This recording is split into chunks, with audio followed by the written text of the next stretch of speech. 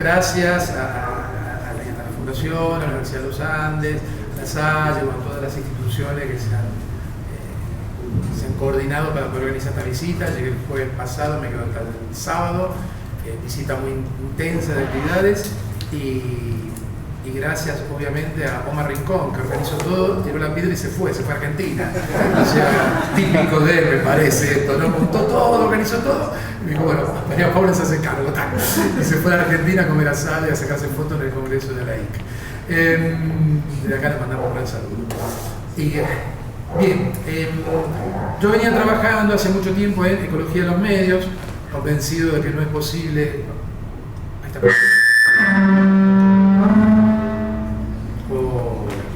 Convencido de que no podemos entender los medios de forma aislada, no podemos entender la evolución de los diarios si no lo vinculamos, por ejemplo, a la aparición de la televisión o en las últimas 2 décadas la aparición de la web. Los diarios en papel van cambiando, el diseño fue cambiando. Fernando Rapa es un enorme diseñador gráfico y él trabajó mucho entre los años de los 90 en adelante en rediseño de prensa. No es casual que los diarios en papel se rediseñaron justo cuando llega la web, ¿no? Cuando tienen que salir a competirle al nuevo medio. Lo mismo pasa con la televisión, lo mismo pasa con todos los medios. Entonces, bueno, de ahí era casi natural pensar hablar de ecosistema de la comunicación o de los medios, acercarme a esto que es la media ecology, que es un enfoque que nació ya en los años 60 a partir de los trabajos de Marshall McLuhan y de Neil Postman. Pero como me interesa el cambio mediático, claro, el salto de la media ecology a la media evolution era casi natural. En ese sentido, el primero que habló de evolución de los medios fue Paul Levinson, que era un discípulo de McLuhan y de Postman. Hay una tesis doctoral defendida por él en el año 79, donde ya empieza a hablar de media evolution, pero nunca se terminó de desarrollar ese filón. Y a mí hace unos años me empezó a interesar eso. Venía trabajando en ecología de los medios, creo que por ahí hay un libro también de ecología de los medios, y estos últimos años dije, bueno, quiero ponerme a hacer algo de media evolution, trabajando en la construcción de una teoría evolutiva de los medios, que para mí existe esa teoría desde hace muchos años. Hay gente que ha trabajado el cambio mediático con alguna vinculación a una mirada evolutiva, hay autores que hablan de emergencia de los medios, el gran debate sobre la extinción del libro, extinción del cine, no es un debate ese, o sea, el concepto de extinción viene de la teoría evolutiva, adaptación, ¿no? Infinidad de investigadores e investigadoras han utilizado, bueno, la prensa tiene que adaptarse al nuevo ecosistema. Algunos usan esto de manera muy light, muy metafórica simplemente, y otra gente ha trabajado empíricamente en esto. Por ejemplo, hay un investigador no muy conocido en América Latina que se llama Dimick, que estuvo casi 40 años investigando nichos de la comunicación, el concepto de nicho, con modelos matemáticos y investigación empírica cuantitativa.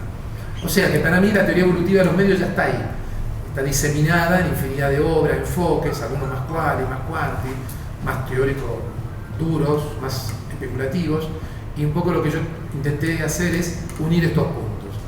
Lo normal hubiera sido que primero hubiera sacado un libro teórico denso con mucha bibliografía y después sacar el divertimento, sería en italiano, ¿no? La cosa divertida, porque con Fernando Rapa la pasamos genial para hacer este libro, que es un libro totalmente gráfico, es un homenaje a los medios, el masaje de McLuhan. McLuhan es lo que he hecho con un gran diseñador que era Quentin Fiore, y bueno, era un libro que se fue construyendo a golpe de café y cervezas y muchas charlas. Con Fernando Rapa, claro, no nos conocíamos, él es argentino, tiene su estudio a 7 o 8 cuadras de la universidad y nunca nos habíamos cruzado. Nos unió desde la editorial de Argentina, nos unió.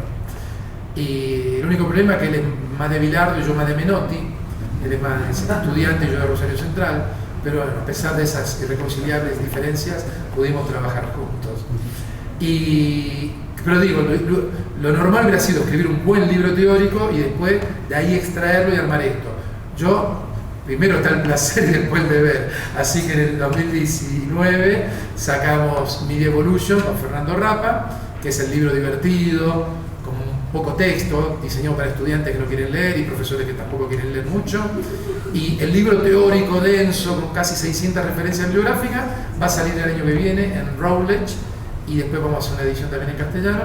Se llama On the Evolution of Media, y es un libro denso de teoría evolutiva de los medios. Yo recomiendo, empiecen por esto, que es como un tráiler, y después, si se tienen ganas de leerse un tocho teórico, se lo leen. Por eso va a ser de acá dentro de un año. Pero bueno, nació así, la idea de hacer algo. Los estudiantes no quieren leer, tampoco los profesores, estamos hartos de cierto tipo de formatos. ¿Por qué no? Mi sueño hubiera sido hacer un libro de teoría de la comunicación con formato de guía turística. Esta guía turística con textos breves, foto e infografía, para mí sería genial un día hacer eso. Y esto costó, porque aparte encontrar un editor cómplice para Ido Indig, ¿no? De Editorial La Marca, que todas las colecciones de libros gráficos, inmediatamente se enamoró del proyecto. Pero no es fácil encontrar editores dispuestos a invertir en un trabajo que van a ver la calidad del libro, la impresión, etcétera, etcétera. No es cualquier libro, es un libro objeto, ¿no? Es un libro que no puede circular en digital, es un libro material, hay que tenerlo en la mano y hojearlo. Así que bueno, esto fue un poco la historia. La idea es escribir algo sobre la evolución de los medios, de hacer algo diferente a lo que es el discurso académico tradicional, homenajear a McLuhan y divertirnos. Yo creo que eso después se transmite a la gente que está leyendo el libro. Pasa con las novelas también, si uno se divierte escribiendo ficción, también después la gente se divierte leyéndola. Me gusta lo que dices de la guía turística como una suerte de Michelin de los medios de degustación, sí, por la que uno pueda navegar como juradamente contenidos. El libro está dedicado a McLuhan, y para que se lleven una idea de lo iconográfico, la dedicatoria en la primera página es McLuhan y aparece un parlante o un altavoz, marca McLuhan. No. El Marshall. El Marshall y escrito McLuhan. Es un amplificador Marshall. Marca Marshall con McLuhan porque está dedicado a él. Y yo quería, además de recalcar sobre obviamente la idea de el medio es el mensaje, que es la frase tal vez más conocida de McLuhan, ¿cuál es la vigencia de esa frase? Porque hoy pareciera que los conceptos casi todos se quedan viejos, ya no sabemos si es el medio es el mensaje, o la radio es el mensaje, o la experiencia es el mensaje, lo multimedial es lo que vale. ¿A qué reflexión invita sobre esa frase de McLuhan, estando dedicado a Marshall McLuhan? Esa frase es interesante porque esa frase toma forma en los años 60, ¿no? ¿Cuál era la gran teoría emergente de los 60? La semiología francesa, Roland Barthes, ¿no? Umberto Eco de Italia, que acompañaba la movida. ¿Y dónde estaba la centralidad de esa gente? Los trabajos de Roland Barthes de los 60, el mensaje. Cuando Roland Barthes en el año 62 analiza la publicidad de Pasta Panzani, habla del mensaje, lo denotado, el mensaje connotado, la ideología oculta, el mensaje icónico, codificado, toda esta historia. Era el mensaje, había que focalizarse ahí, era el giro lingüístico, estamos en esa época, ¿no? Había que estudiar los textos, después se pasó a los discursos, pero como que estaba ahí. Y viene este loco canadiense y dice: el medio es el mensaje. Dice: lo que nos transforma a nosotros no es el contenido de la televisión, sino ver televisión. Incluso llegó a decir barbaridades que eran dinamita pura. Dice: daba lo mismo si Gutenberg imprimía el Corán o la Biblia, lo que nos modifica a nosotros es leer libros. Claro, lo acusan de determinista tecnológico, etcétera, etcétera. Después uno lee los libros de McLuhan y hay cosas un poco deterministas y otras que no son deterministas, un poco que ponen en evidencia la complejidad de la esfera mediática, de la vida cultural. Pero evidentemente, yo creo que el tipo dominaba los medios. No es casual que McLuhan lo buscó, salió en revista Time, lo buscó Woody Allen para la película Annie Hall, lo salía entrevistado permanentemente. Cuando la CBC, que era la BBC canadiense, o cualquier medio estadounidense necesitaba entrevistar a alguien para hablar de la comunicación, de los new media de los 60-70, lo buscaba McLuhan. McLuhan, como se decía en una época, te garantizaba 5 o 6 titulares. Ahora te garantiza 5 o 6 tweets, ¿no? Era un tipo, tenía esta capacidad del aforismo, de dejar caer frases. Cualquier entrevista a McLuhan te dejaba varios títulos. Era genial el tipo. Pero eso lo hacía yo conscientemente, porque era operar sobre la lectura o la escucha, si era visionado, ¿no? Era un poco romper, generar extrañamiento, ¿no? El medio es el mensaje, es casi un oxímoron. La aldea global, otro oxímoron, ¿no? Te deja pensando. y él generalmente dejaba caer estas pequeñas cápsulas que te sorprendían. Claro, tiene vitalidad ese pensamiento. Bueno, yo creo que si nos ponemos a teorizar de manera más fina, podríamos decir el medio también es el mensaje. No descartemos la parte del contenido, el que se dice, pero también yo creo que es importante la materialidad.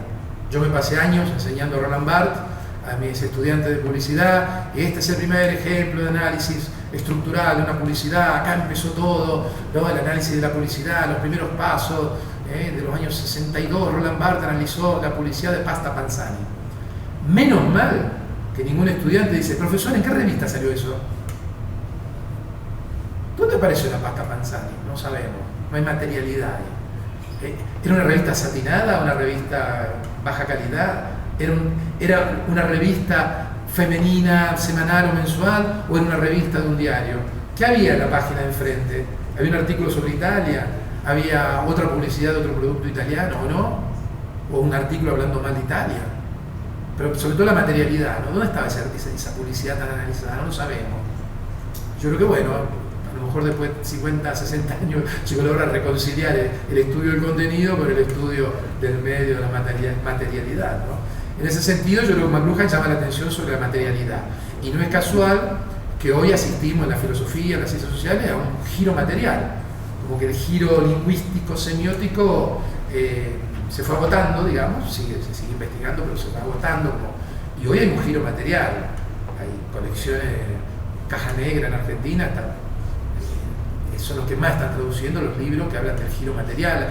Y esto tiene que ver con el antropoceno, con el interés por cómo están constituidos los medios, cuántos minerales hay dentro de un chip, de dónde vienen esos minerales, qué va a pasar con esto dentro de 10.000 años, se va a convertir en un fósil mediático, el plástico estará todavía ahí, habrá un mineral, ¿no?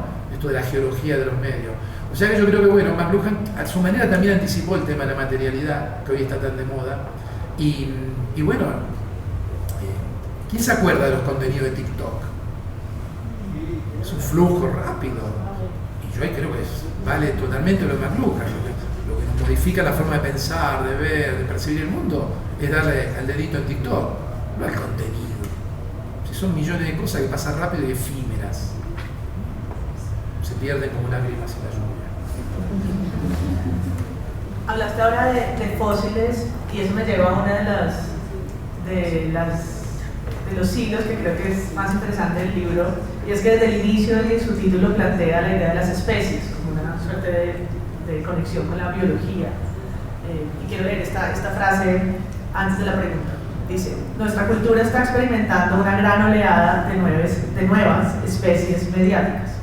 Los medios centralizados, esos dinosaurios one to many que rugieron y pisotearon la Tierra durante el siglo XX, no se adaptan bien al entorno tecnológico postmoderno. Una frase de Bruce Sterling del texto del Media Manifiesto. Sí. Y quería preguntarte como por ese diálogo entre lo biológico, lo cultural y lo tecnológico que plantea el libro a lo largo, ¿no? Desde que nos dice que esto habla sobre el origen de unas especies. Sí. Esa frase viene de una web que quedó vieja, una web de los 90, que era un proyecto de Bruce Sterling, el escritor de ciencia ficción, que empezó a hacer una lista de medios muertos, Dead Media Project, Dead Media Manifest. Y claro, esa lista se va incrementando, eran típicas producciones de medias colectivas de la primera época de la web. Y él llamaba la atención sobre esto, los fósiles mediáticos. Claro, si hablamos de media ecology, media evolution, la metáfora biológica está ahí, ¿no? Y es de ahí que tomamos elementos para poder construir la teoría, ¿no? Cuando uno adopta en el ámbito teórico-científico, cuando uno adopta una metáfora, la metáfora viene con un pack de conceptos, categoría de análisis. Entonces uno lo que hace es explorar la metáfora. Yo creo que la metáfora de la ecología mediática, que nació en los 60, 70, apenas fue explorada hasta ahora, y yo ahora empiezo a explorar también las posibilidades de la metáfora evolutiva. Esto de podemos hablar de fósiles mediáticos, se extinguen los medios, podemos hablar de nichos, obviamente se ha hablado, podemos hablar de coevolución, porque en el ámbito biológico hay coevolución, especies que coevolucionado a lo largo de milenios o millones de años. Cuenta la historia que Darwin, voy muy a memoria, pero Darwin, no sé si en uno de sus viajes o vio una imagen de alguien que le trajo algo era una flor enorme, gigante, larguísima, y Darwin dijo, en algún lugar de ahí debe haber un pájaro con un pico larguísimo, porque es la única forma de que venga a succionar el polen, ¿no? Y después llevarlas, permitir la reproducción. Y efectivamente, muchos años después se descubrió ese pájaro con ese pico larguísimo, ¿no? Eso es coevolución. Seguramente esa planta, esa flor y esa ave durante cientos, miles de años, millones de años estuvieron coevolucionando. El ejemplo clásico de coevolución es Darwin habló de esto, pero no habló de coevolución. Pero en el año 66 más o menos se publicó un artículo muy famoso sobre la coevolución de las hormigas, de una especie de hormigas y las acacias, el árbol de acacias, que hace, creo, si no me equivoco, 60 millones de años que estas dos especies viven coevolucionando. Es una especie de hormiga que vive dentro de un árbol de acacia, que tiene sus huevos dentro de la acacia y se come la hoja de la acacia, pero obviamente no la mata la acacia. Y esa hormiga ahuyenta a otros insectos que vienen a la acacia. Y estas dos especies, esta especie de hormiga y esta acacia, hace 60 millones de años que vienen coevolucionando, porque las hormigas de hoy no son las mismas de hace 60 millones de años, ni tampoco la acacia de hoy es la misma de hace 60 millones de años. Claro, esta idea es muy interesante y uno la puede llevar al ámbito mediático, porque primero nosotros coevolucionamos con los medios, y bueno, según McLuhan sí, y hoy la neurociencia lo está comprobando. Los medios coevolucionan entre sí. Podemos pensar la relación entre el tren y el telégrafo, o el telégrafo y la prensa. Podemos estudiar hoy la coevolución entre el cómic y el cine de Hollywood y los videojuegos. Hoy no podemos entender el cine de Hollywood, el mundo Marvel, sino es a partir de esta coevolución con el cómic y los videojuegos, por ejemplo. O sea que bueno, yo creo que vale la pena explorar estas metáforas. Algunos conceptos a lo mejor no los podemos introducir mecánicamente, nada, ninguno, ¿no? Y algunos a lo mejor no nos sirven, pero lo bueno de esta metáfora es que te ofrecen ya un diccionario y te dan inputs para poder tratar de entender lo que está pasando, porque la aceleración ahora es muy rápida, ya venía rápida desde 1800, pero ahora es mucho más rápida y la complejidad del ecosistema es brutal, porque hay millones de nuevos medios, plataformas, cada semana aparece algo nuevo, un formato nuevo, un género nuevo, y tenemos millones de personas en el planeta generando contenido, ¿vale? Eso genera un sistema hipercomplejo, ¿no? Entonces, darle un sentido a eso no es fácil. El libro plantea, y con su iconografía también, la idea de la tecnología, con esta frase de la tecnología es todo lo que no existía cuando tú naciste, ¿no? Y es pensar que, claro, tecnologías las han habido, el papiro era una tecnología, claro. Pero hoy entendemos ese término de otra manera. Pero quería introducir esto para hablar de lo que plantea hacia el pasado, que es esta idea de las tecnologías pasadas y de lo que ya no está en uso, y los museos o fósiles de los medios que miramos, siento yo, con una suerte de nostalgia. A veces tendemos a pensar que todo pasado fue mejor, sobre todo cuando hablamos de los medios y de la prensa. Sí, sí. A veces las reuniones de periodistas tienen como un aire de tristeza, ¿no? Lúgubre, porque ahora pareciera que Internet y la tecnología dañaron ciertas buenas prácticas. Entonces quería ver, ¿tú cómo ves que este libro invita a pensar hacia el pasado, pero también que propone hacia el presente? Porque al tiempo de esta pregunta de la tecnología es todo lo que existía cuando tú no naciste, hay otra que se pregunta si podremos leer un PDF en 100 años, ¿no? Hay un diálogo entre el pasado y el futuro. Claro, yo creo que lo fundamental es ir más allá de la tensión entre apocalípticos e integrados. Si nosotros repasamos, ahora que me ocupo de evolución de los medios, cada vez que aparece una nueva tecnología, un nuevo medio de comunicación, están los que dicen, este medio va a solucionar todos los problemas que tenemos en el planeta, ¿no? Ejemplos simples. Cuando apareció el telégrafo se dijo, con esto se acaban las guerras en el mundo. Porque no sé, los ucranianos y los rusos van a tener un telégrafo y van a charlar entre sí. Bueno, se decía en principio 1800. Cuando apareció la web, ¿no? Nicolás Negroponte en Being Digital en el 95, ¿no? Con la web se va a solucionar el problema de la educación, va a haber democracia, etcétera, etcétera, etcétera, ¿no? Esta mitología de que una tecnología, un medio no va a solucionar los problemas. Puede contribuir, podría contribuir, pero automáticamente no va a cambiar nada. Y después están los discursos apocalípticos. Cada vez que aparece un nuevo medio de comunicación, están los que dicen, esto no va a andar. Cuando apareció el cine, ya en 1903 más o menos, primera década del siglo XX, hay artículos diciendo que la gente no iba a diferenciar la ficción de la realidad. Después hubo críticas a la radio, en la época de Hitler, ¿no? Goebbels, la radio, Orson Welles, ¿no? La radio está estupidizando a la gente, ¿no? En los años 50 se la agarraron con el cómic. Los niños leen cómics, se vuelven violentos y obligaron a cerrar a Easy Comics, la que hacía cómics de ciencia ficción y fantasía, que eran antirracistas, muy progresistas, tuvieron que cerrar todo. El macartismo lo obligó a cerrar. Y después, bueno, tenemos a los sociólogos y psicólogos que durante 50 años robaron con investigaciones sobre los efectos de la televisión en los niños, ¿no? Y todos hemos crecido mirando Los Picapiedra, Batman y El Chavo del Ocho, y bueno, tan mal nos ha ido, ¿no? Y ahora todo eso se fue a los videojuegos y las redes sociales. Entonces, por un lado está esta tendencia de decir que cada medio del pasado fue mejor. E idealizamos, ¿no? Porque pensamos, hoy un chico está con el videojuego, o una chica mucho hora con el videojuego y es un monstruo. Pero si está con un libro, qué bárbaro. En el siglo XIX, si una persona, un joven o una mujer estaba mucho tiempo con un libro, era terrible eso. Al pobre Flaubert le hicieron un juicio, con Madame Bovary. ¿Y de qué se acusaba a Madame Bovary y a Flaubert? Y que sobre todo las lectoras se volvían inapetentes, no socializaban, no cumplían con sus funciones. Esto lo explicó muy bien Barico, Alessandro Barico, una vez que vino a Barcelona. Dice, imagínense, siglo XIX, el caballero francés llegaba a su casa, hola querida, estoy acá, la comida, está por ahí, la mujer leyendo a Madame Bovary. Un rato más tarde en la cama, querida, estoy aquí, leyendo a Madame Bovary. Claro, las cosas que se decían de Madame Bovary, de la literatura de esa época, son las mismas que se hicieron hoy de los videojuegos. Que no, que está aislado ahí, que no tiene relación. Y capaz que está jugando un videojuego con gente de otro planeta, de medio planeta conectado, ¿no? Y dialogando, ¿no? Pero como que se tiende a mitificar lo del pasado también, en ese sentido, ¿no? Nosotros nos pensamos que en el siglo XIX estaba toda la población leyendo tranquila y había libros para todo, y mentira. Entonces, bueno, hoy tenemos grandes monstruos, evils, ¿no? Que son los videojuegos, las redes sociales, los móviles. Y nadie se preocupa hoy por los niños que miran televisión, que siguen mirando.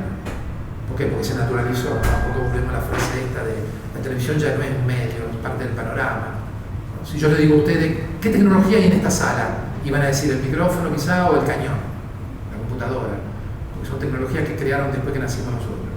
A nadie se le ocurre decir la silla es una tecnología, o que el libro es una tecnología, porque son antiguos, se naturalizaron. Y dentro de 50, 40 años, 20 años, va a venir, esto lo hablamos también hoy en la universidad, en el Politécnico, ¿no? Dentro de 20, 30 años va a venir otro monstruo, ¿no? Y vamos a decir, qué linda esa época del WhatsApp, que estaban todas las familias conectadas. Y esto es muy psicoanalítico, ¿no? Es muy Silvio Rodríguez, la mato y aparece una mayor. Y es muy probable que pase eso. Entonces, bueno, cuando uno empieza a adoptar la visión evolutiva, empieza a mirar un poco más a largo plazo, se ve que ciertas cosas ya nos aburren, también ciertas discusiones me aburren, porque ya, esto ya se discutió mucho, pensemos más allá. Y esto no significa bajar la guardia crítica, sino que pensemos más allá de todo el discurso maniqueo. Yo lo llamo el populismo digital. Porque ¿qué hace el populismo en política, no? Y ahora después hablaremos de cuestiones políticas. No solo el mundo de la comunicación es complejo, todo es complejo. El mundo de los Mozambique es más complejo. ¿Y qué hace? En política es más complejo. Hay más actores, se fragmenta el escenario político, más discurso, ¿no? ¿Y qué pasa? El populismo simplifica, te da una solución económica, te obliga a no pensar, ¿no? Bueno, blanco y negro, los otros, ¿no? Marca divisiones tajantes el populismo. Entonces, bueno, pensar que los medios son la solución de la tecnología es la solución de todo, como pensaba Negroponte, o pensar que todo es un apocalipsis del algoritmo y del dato, es populismo digital. Yo creo que tenemos que ir más allá del maniqueísmo. Jesús Martín Barbero, ya en el 87, entre los medios de las mediaciones, decía superar la razón dualista, superar el pensamiento maniqueo, pensar más allá, aprovechemos las neuronas que tenemos para, ¿no? Tratar de empezar a pensar en términos complejos, que es lo que dice Daniel Innerarity, el famoso filósofo político vasco. Él tiene varios libros publicados sobre la democracia, la política y la complejidad. Y justamente esto, él es el que dice esto del populismo simplifica, te da una solución simple y barata, ¿no? Para tratar de darle un sentido a esta complejidad. Y bueno, pero es una solución falsa, peligrosa. Y el libro tiene muchas de estas frases para pensar precisamente en esa suerte de falso dilema. Hay uno que me encanta hacia el final, que además tiene a Bart Simpson enfrente. La televisión nunca será un serio competidor de la radio porque la gente debe sentarse y mantener los ojos pegados a la pantalla. La familia estadounidense promedio no tiene tiempo para eso. Esto es New York Times, 1939. Yo no escribí un libro, hice un guión. Guión a 2 columnas, fui poniendo pequeños bloques textuales, algunos míos, otros de otros autores, como Bruce Sterling y otras declaraciones. Y yo le sugería imágenes a Fernando Rafa. Y después hacía lo que quería. No, bueno, íbamos charlando, alguna cosa le gustó de las que yo proponía y las convirtió en imagen, otra buscó soluciones mejores, obviamente. Y así nació el libro. Claro, una de las ideas de que de frente a un ecosistema complejo podemos predecir el futuro. Y ahora hay toda una cosa con el Big Data, mucho de predicción, quizás muy a corto plazo, ¿no? Pero nadie es capaz, ni con Big Data, nadie es capaz de saber cómo va a ser el ecosistema mediático de acá a 20 años, o a 15, o a 10 te diría. Esto para los que hacemos planes de estudio, de grado, posgrado, enseñamos comunicación, es un desafío brutal. Estamos formando gente para un ecosistema de 5, de acá a 10, 11, 15 años, gente que se va a integrar en un mercado que no sabemos cómo va a ser totalmente.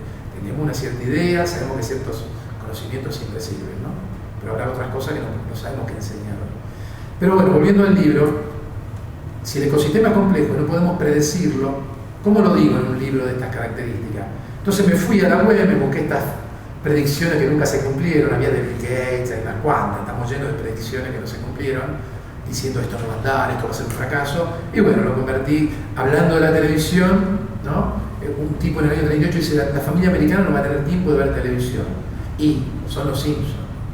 Entonces ahí aparece Bart Simpson, esa frase aparece dentro de un televisor Simpson, y Fernando Rapa consiguió el font, ¿no? El carácter Simpson para cerrar la doble página, ¿no? El libro prácticamente cada doble página tiene vida propia, ¿no? Obviamente hay hilos dentro del libro, pero la idea era construir un libro que uno lo pueda abrir en cualquier momento, en cualquier lugar, y encuentra una reflexión, encuentra este espíritu maclujaniano, decir, de extrañamiento, ¿no? De qué está pasando acá, de poner las cosas a chocar. Otra vez con el sonido. Ya quiero empezar a pasar hacia el tema central que nos trae hoy, también porque aquí no aparece tanto lo transmedial como concepto. Aparece una o dos páginas. Es poco, hablábamos al inicio, y con eso quiero terminar, que lo atraviesa un índice de seis conceptos: ecología, mutaciones, evolución, ciclo vital, teoría, hacia el final, y el último que es futuro. Y lo transmedial y lo multimedial que nos viene hoy al caso no hace tanto parte de esta ecología. Quiero arrancar un poco por la razón y que ese sea nuestro puente a entenderlo. Aparece en un par de lugares como cambios en la ecología. Cuando yo, todos los años 90 estuve en Italia trabajando en el sector multimedia. A finales de los 90 decido hacer un doctorado. 2002 me reintegro ya en España, en Cataluña, a la vida universitaria. Y claro, ahí empiezo a trabajar el concepto de interfaz, empiezo a trabajar esta idea de ecología. Y me interesaba la relación entre los viejos y nuevos medios. Y allá por 2005-2006 me cruzo con el concepto de transmedia. El famoso libro sobre narrativa transmedia, entre otras cosas de transmedia, de Henry Jenkins, se llama Cultura de la Convergencia, Convergence Culture, y lo más interesante es el subtítulo, que dice cuando los viejos y nuevos medios colisionan. Y digo, esto me interesa, porque a mí me interesa estudiar la relación entre los viejos y los nuevos medios, cómo se adaptan, ¿no? Y el tema me secuestró, porque me puse a investigar la serie 24, me interesó los viejos, los nuevos, un producto televisivo que hace contenidos para móviles, bueno, y me secuestró 10 años prácticamente el tema de narrativa transmedia. Y fui uno de los primeros en castellano que empezó a hablar de estos temas. Tuvimos los primeros proyectos de investigación en España, bueno, después exploramos no solo la ficción, exploramos cosas del periodismo transmedia, después cosas del branding transmedia también, y la última fase ya fue un gran proyecto europeo donde participó incluso gente de la Universidad Javeriana, un proyecto europeo pero de alcance internacional, estaba Australia, Uruguay, Finlandia, bueno, y era sobre alfabetización transmedia. Claro, llegó el 2018, después de casi 10-12 años de investigar transmedia, sin abandonar todas estas cosas de evolución o interfaces, y dije, basta, ya está. sistema ya está instalado, había gente en medio planeta investigando narrativa transmedia, y yo soy bastante nómade, no puedo estar más de 10 años investigando un tema, ya me parecía bien, y más cuando había mucha otra gente ya avanzando. Las universidades acá en Colombia, en Argentina, estaban produciendo ya documentales transmedia, que vamos a hablar ahora. Así que, bueno, dije, bueno, voy a retomar mi viejo proyecto de trabajar evolución, ecología, el concepto de interfase, y bueno, los últimos libros, las cosas que he publicado van por ahí, ¿no? Me interesa esta visión histórica, pero desde el punto de vista complejo, no lineal, la cuestión ecológica. Pero bueno, esto no implica que no hablo más de transmedia, nada. El año pasado salió una posibilidad de trabajar un tema de qué está pasando en el activismo y qué proyectos transmedia o multimedia, inmersivos hay, y ahí un poco me hizo un zambullí rápidamente. Coincidió que vino a mi universidad gente que trajo proyectos inmersivos, trajeron las gafas estas, lo que era el Oculus Rift, que ahora es Meta, y bueno, escribí un par de cosas ahí, y bueno, si quieren charlamos un poquito de esto, ¿no? Porque la segunda parte de la charla es sobre el tema más político. Y les voy a contar una anécdota. Cuando presentamos Media Evolution en Argentina, en la universidad pública, una universidad muy politizada, yo diría que más que politizada, está ideologizada. Argentina está todo muy pasional, lo político, para bien y para mal. Y un alumno muy militante me dice, ¿dónde está lo político en este libro? ¿No? Porque hay que entender Argentina, si uno no denuncia a cierto conglomerado mediático, el diario Clarín, uno no está haciendo política mediática, no está hablando de política. Tiene que ser evidente, tiene que ser manifiesto. Nuestro amigo Fernández habla de las almas enfáticas, no hay que enfatizarlo eso. Y yo le decía a este chico, le digo, mirá, el libro más político del siglo XIX no fue El Capital de Marx, fue El origen de las especies de Darwin del año 1859. Y un libro que destruyó todo el relato de la iglesia, partió familias enteras, relanzó la investigación científica, afectó a todo, ¿no? Y es un libro que hablaba del pico de los pájaros en la Galápagos. No denunciaba la monarquía británica. Entonces atención, porque no es que lo político, ¿no? Tiene que ser explícitamente indicado no, acá se habla de conflictos, se habla de competencia entre medios. El libro azul, La guerra de la plataforma, son conflictos geopolíticos, ¿no? Y el libro, claro, hoy hablamos de la guerra de plataformas, ¿no? TikTok es China, se está a punto de partir la internet. Atención a esto, existe el riesgo de que nazca una internet china, oriental, ruso-china, como se partió la estación espacial, O sea, que se acabó ese proyecto global. Sería terrible, un retroceso volver a un sistema, a una guerra fría a nivel de redes, ¿no? Sería terrible. Pero claro, el libro después empieza hablando del papiro y el pergamino. Fue un conflicto geopolítico porque los faraones tenían un monopolio. O sea, si quieren leer un libro explícitamente político así, quizás La guerra de las plataformas va más al choque en eso y va analizando estos conflictos. Acá lo político está muy presente, pero está escondido, diríamos, detrás de la metáfora evolutiva. Pero yo creo que, claro, la metáfora evolutiva, bueno, el ecosistema es competitivo, especies luchando por su supervivencia. ¿Qué más político que eso hay? Sí, tal vez también bajo la premisa que la comunicación es política, ¿no? Y hablar del ecosistema de medios.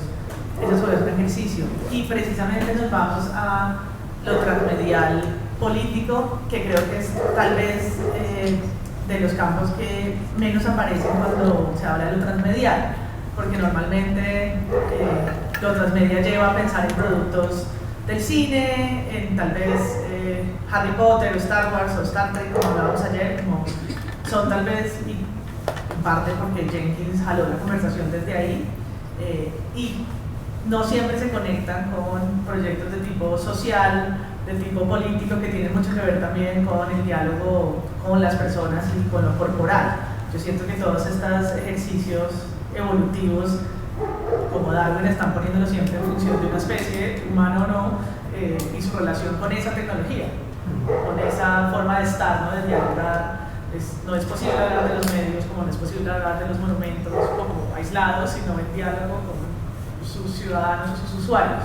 Y creo que estos proyectos que nos ubican además en momentos políticos en América Latina y otros, pues nos van a servir para hablar un poco más de lo transmedial y de una suerte como de biopolítica conecta allí. Entonces, si quieres, arrancamos para alguno de los proyectos que trajiste. Sí, no, pero hagamos una entrada más ficcional. ¿Por qué se vuelve famoso el concepto de transmedia?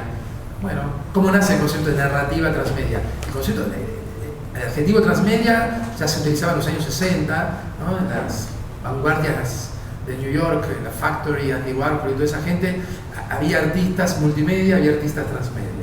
Yo una vez medio de rebote, buscando un PDF viejo de una revista de televisión del año 70, en los clasificados me salta un tipo que en un anuncio clasificado en Nueva York se vendía como productor transmedia, vanguardia total. Jenkins en el año 2002 más o menos, él estaba en el MIT en esa época, después se fue a California, se fue a Hollywood. Pero en esa época cuenta, esto lo entrevisté yo en el 2012, cuenta que fue una reunión donde había gente del mundo de los videojuegos, gente de las empresas, ¿verdad? Y claro, empiezan a hablar, bueno, la cultura de los fans, fanfiction, todo esto, que ya cada vez más claro que hay que generar un mundo narrativo, hay que distribuirlo en diferentes medios y plataformas. ¿Por qué? Porque el broadcasting se estaba rompiendo, cada vez se fragmentan más las audiencias, se atomizan las audiencias, ¿no? Acá hay un dato interesante. Los Simpsons, creo que son del año 89-90. En el año 91, Tim Berners-Lee sube a la primera página web. La imagen inicial de los Simpsons nació vieja. O sea, esa familia corriendo para sentarse frente a la tele ya estaba condenada. Al año siguiente vino la web y todo lo que vino a partir de ahí fue fragmentación. Hoy no está la familia, toda la familia reunida frente a la tele, no está. Cada integrante de la familia está mirando algo distinto en una pantalla diferente, en un lugar diferente. O sea, que esa imagen de los Simpsons da inicio al episodio, pero es terminal a nivel evolutivo, digamos. ¿Qué pasa? Jenkins dice, transmite storytelling, una narrativa, se cuenta en muchos medios, plataformas, la gente participa, y esto se empieza ya a asumir como una estrategia. Walt Disney hacía narrativa transmedia, ¿no? Lo tenía clarísimo en los años 40, 50, 60, pero no estaba el concepto. Pero ya ahora, digamos, la nueva generación ya de creadores ya piensa en transmedia, ya no dice vamos a una película, no, vamos a una película y si saliera hacemos una serie, hacemos un libro, bueno, como que ya empiezan a pensar en transmedia. O sea que no es casual, este concepto nace en Estados Unidos, transmedia storytelling, lo adopta Hollywood, y entonces es normal que la primera generación de trabajo, papers, todo, adelante. Viene a ver los Simpsons. Tenemos pantalla acá. Es normal que la ficción haya sido el primer objeto de las primeras estrategias transmedia y también de la investigación transmedia. Pero claro, el problema de la fragmentación de las audiencias lo tiene el periodismo, lo tiene la publicidad. Entonces, claro, es normal que se empiece a hablar de periodismo transmedia, es normal que se empiece a hablar de branding transmedia, ¿no? O publicidad transmedia, documental transmedia. O sea que después ya fue normal o natural la expansión del adjetivo hacia otro tipo de producción.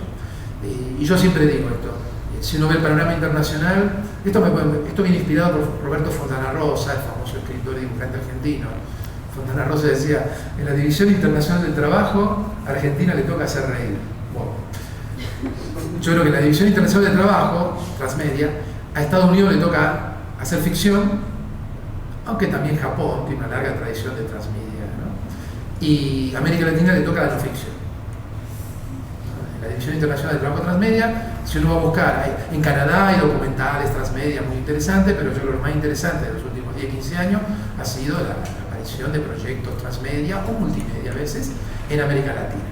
Y eso es una marca, este continente es una fábrica de storytelling, historias de ficción, pero también hay mucha no ficción, no es casual el boom de la crónica, es un continente donde las historias brotan, historias terribles, dolorosas, algunas alegres cada tanto, pero esto brota como la humedad, ¿no? Brota de abajo, ¿no? Y bueno, no es casual que en América Latina, y ahí las universidades han tenido mucho que decir, porque muchas universidades en Argentina, en Colombia, han hecho proyectos transmedia brutales, o multimedia también, ¿no? Tampoco nos vamos a poner fino con eso, pero que marcan, son hitos, ¿no? En toda esta historia. De alguna manera, porque la violencia es un storytelling de América Latina que llega a las pantallas, tiene que ver con la memoria, con el espacio público, con la movilización. Exactamente, con la movilización, el conflicto, los post-conflictos, ¿no? En ese sentido Colombia es una referencia de todo esto. Pero sí, yo creo que la forma, bueno, está el tema de la memoria y está el tema de procesar los conflictos, y eso ustedes lo saben en carne propia. El primer paso para superar un conflicto, el post-conflicto, es empezar a hablar y contar lo que pasó. Sí, pensaba justo en esta coyuntura nacional que acompañando los no sé ya cuántas miles de páginas que tienen los distintos informes del gran informe de la Comisión de la Verdad, es una transmedia. La Comisión entrega los textos en digital y en impresos y una forma de navegarlos. Ahí está. Una forma de navegarlos en transmedia que yo creo que nos va a dar, por lo menos en la academia, una forma muy como el libro, muy remix de navegar por tantos contenidos que están escritos y que nos tardaremos años en dialogar como sociedad. Entonces, si quieres, ahora sí. A ver, no sé si traemos la mesita un poquito para acá, si me la acercas. Yo creo que lo mejor que es impuesto. Sí, creo que las piernas. Sí. Perfecto. ¿Se ve, no? Bien. Sí, yo acá tengo un montón de cosas, algunas seguramente son conocidas. Bueno, recién hablábamos de voces. Por ejemplo, un proyecto pionero en Argentina, ¿no? El famoso Malvinas 30 de Álvaro Liuzzi, cuando fueron 2012, ¿no? 30 años de la guerra de las Malvinas Falkland. Álvaro es un profesor, ¿no? Está en la Universidad de La Plata, periodista, y hizo varios proyectos, algunos multimedia, otros transmedia, pero con low cost total. Y acá fue interesante porque se cumplían 30 años de la guerra de Malvinas y él, bueno, integró diferentes cosas, ¿no? Por ejemplo, se inventó dos tweets, dos canales de tweets. Uno era Soldado 30, creo que se llamaba, que era como si un soldado argentino que llegaba a las islas cada día tuiteaba, como si hubiera habido Twitter en 1982. Esto se había hecho antes con los blogs, ¿no? Por ejemplo, había me acuerdo, a principios de la década del 2000, un chico, no sé, británico, pongamos, tenía el diario de su bisabuelo, del abuelo, de que había peleado en la Primera Guerra Mundial. Entonces fue sacando día por día, lo subía al blog, como si el abuelo lo hubiera blogueado en la Primera Guerra, ¿no? Álvaro hizo algo parecido con el tweet. Y después hay otro tweet que era Malvinas 30, que era, creo que se llama así, que era las noticias de la prensa, con imágenes y todo, la prensa de los medios argentinos y del mundo. Y ahí te dabas cuenta del storytelling de los medios argentinos, que estábamos destrozando la flota británica, y el storytelling internacional, que, bueno, era un poco más dentro de todo objetivo, a pesar de la propaganda. Lo interesante, y tiene un carácter también transmedia, de que la gente participe. Y lo interesante es que la gente excombatiente empezaron a mandar fotos, les escañaban, empezaron a subir fotos, e incluso excombatientes que no se veían hacía 30 años se juntaron, ¿no? A partir de compartir estas fotografías en las redes, ¿no?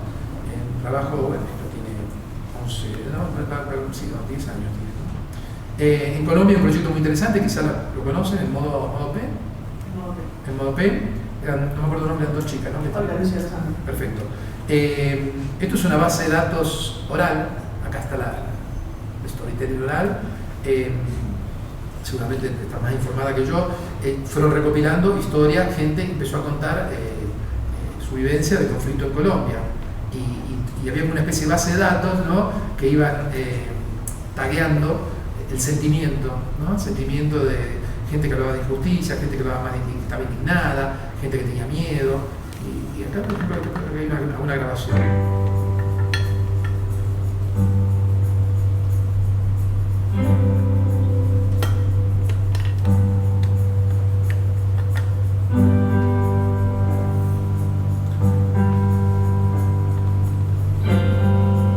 Han incorporado otros países, ¿no? Estaba ahí, estaba lo de Paraguay.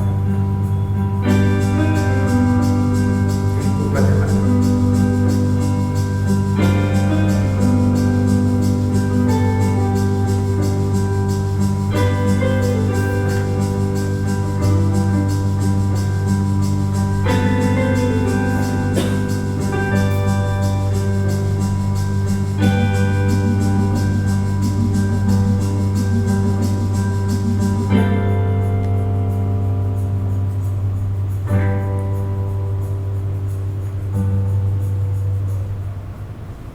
La misma directora de Modo P es quien dirigió la transferencia de la Comisión de la Verdad.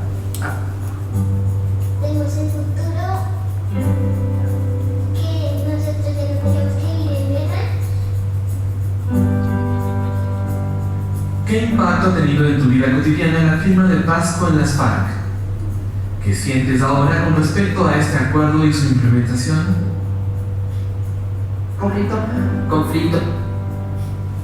Pues no sé, para todos los colombianos creo que es un punto, no sé, como tan esperado por tantos años para que haya la paz en Colombia, que ha sido tan anhelada, pues cuando sucedió ayer por los colombianos fue una noticia muy buena, pues ya que se paró el conflicto. Nosotras las mujeres no podemos, y más las mapaseñas en esta zona que ha existido históricamente el conflicto.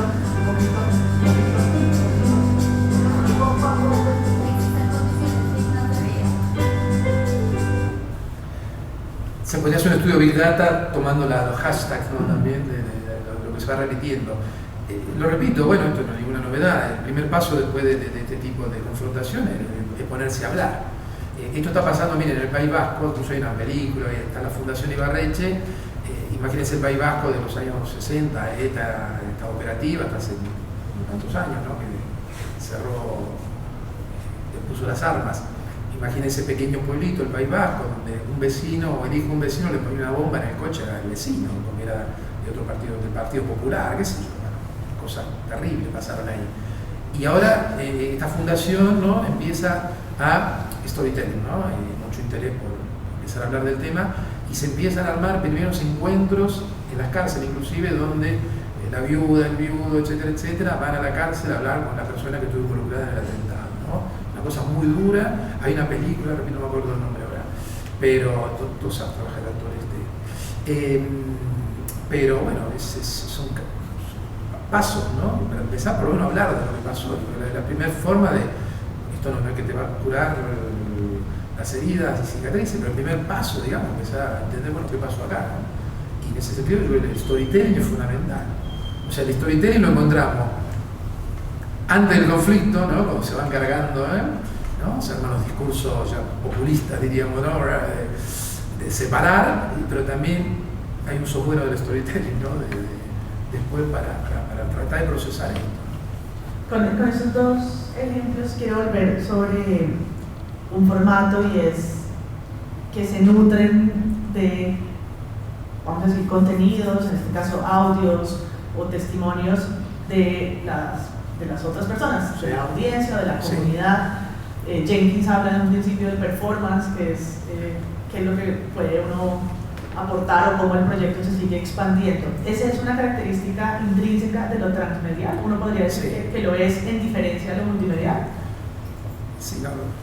Separemos multimedia y transmedia. Primero, la lógica multimedia es que converge todo en un único interfaz o entorno. La web es multimedia. Las aplicaciones móviles son multimedia. Los CD-ROM de los años 80 y 90 eran multimedia. Todo confluía ahí.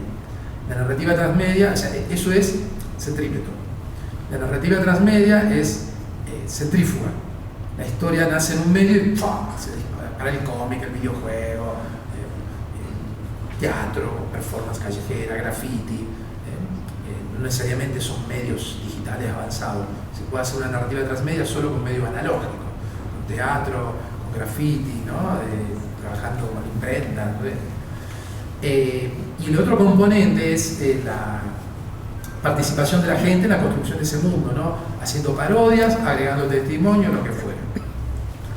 Cuando yo le entrevisté a Jenkins en el 2012, le digo, bueno, para vos, ¿qué es más importante? No, para vos no le dije, ¿no? For you.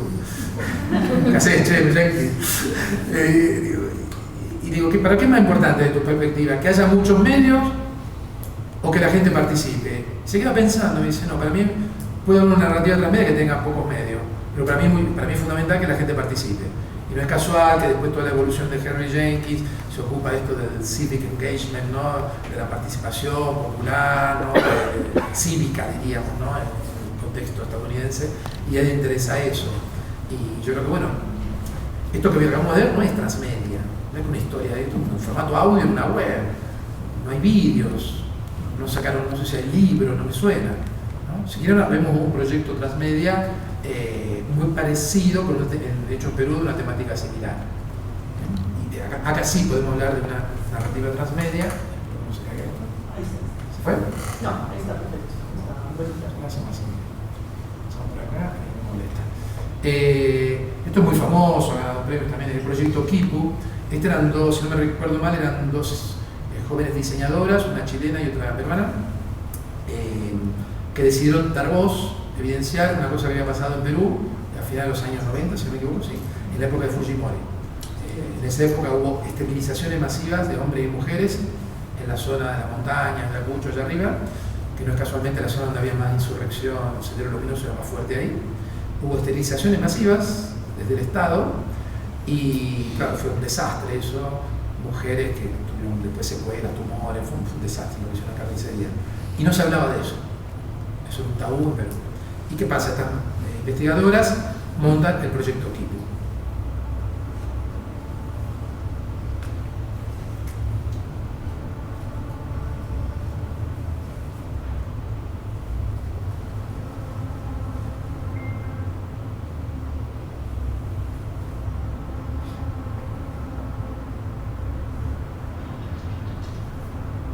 Subieron a la cama y entonces me agarraron de cuatro, dos me agarraron de los manos y dos debajo de los pies para poner la foto y los días no me acuerdo.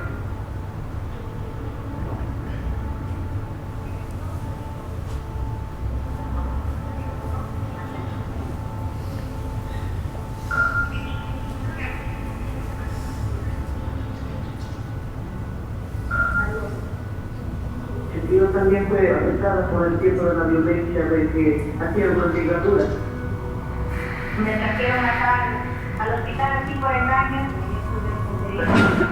No pudimos tener más familias, muchas familias. Enfermera de tres veces y ellos me seguían. Ya no le vamos a dar alimentos porque están llenándose de hijos como las cornetas y no quieren hacerse mirar.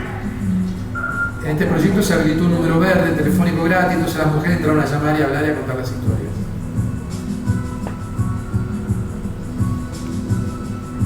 Esto tiene una fuerte presencia en la web, digamos, a nivel mediático, pero después se fue expandiendo y esto podemos decir que es un proyecto transmedia.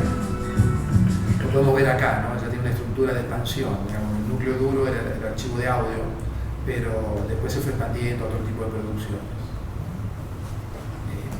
Cuando digo que América Latina tenemos historias duras, pero también sabemos contar historias, ¿no?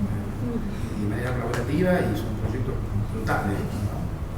Estremecedores por el contenido, pero también de una calidad, la interfaz gráfica de esto, la web, todo.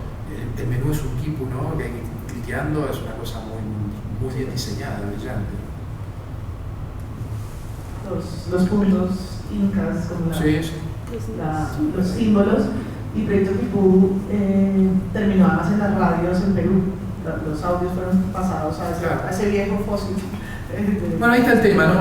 Porque siempre, networking y broadcasting, ¿no? Bueno, son dos ecosistemas, el mismo ecosistema, y esto pasa, ¿no? Cuántas veces un meme nace en la red y después termina en la televisión, o cuántos memes nacen en un blooper en la televisión y terminan en las redes. O sea, que acá los viejos y nuevos medios están todos mezclados. De ahí la idea ecológica que hablábamos antes.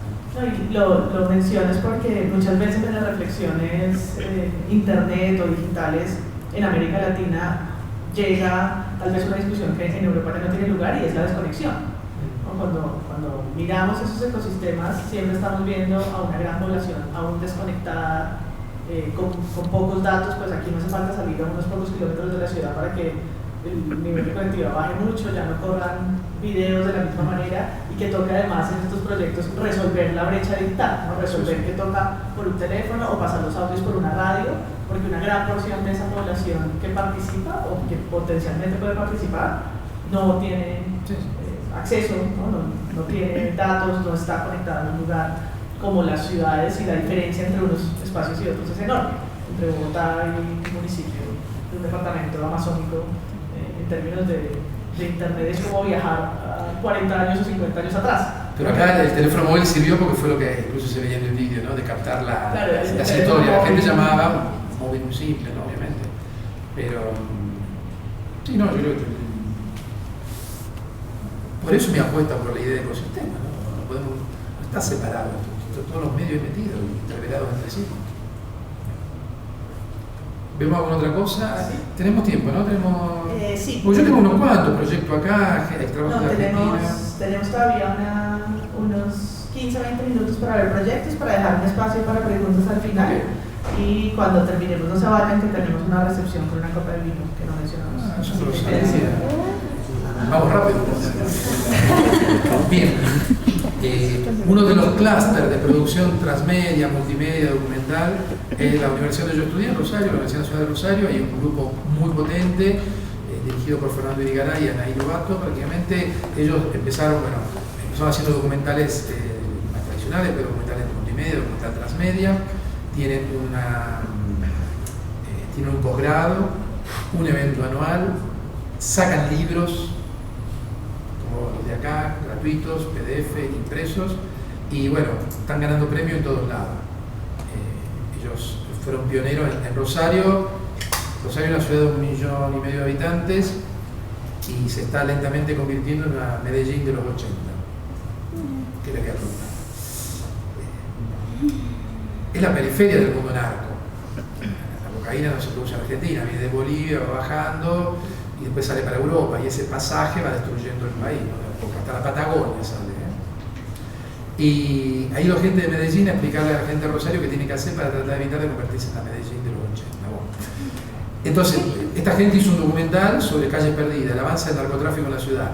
Los medios locales no hablaban nada de eso, ¿no? Incluso hizo un documental multimedia con localización de dónde eran han geolocalizado los asesinatos, declaraciones, todo. Y después hicieron un proyecto ya más ambicioso, ya más transmedia, que es Mujeres en Venta, que es sobre el tráfico de mujeres. Y bueno, acá también recopilar historias, ¿no?, de las mujeres. Este documental tiene una historia, este proyecto tiene una historia interesantísima. Esta gente tiene una oficina, un estudio de producción dentro de la sede del rectorado. Estaban en esa época en el sótano, si no me equivoco, tenían ahí todos los equipos de producción, todo. El documental se estrenaba un lunes. El fin de semana entró gente y destruyó todo.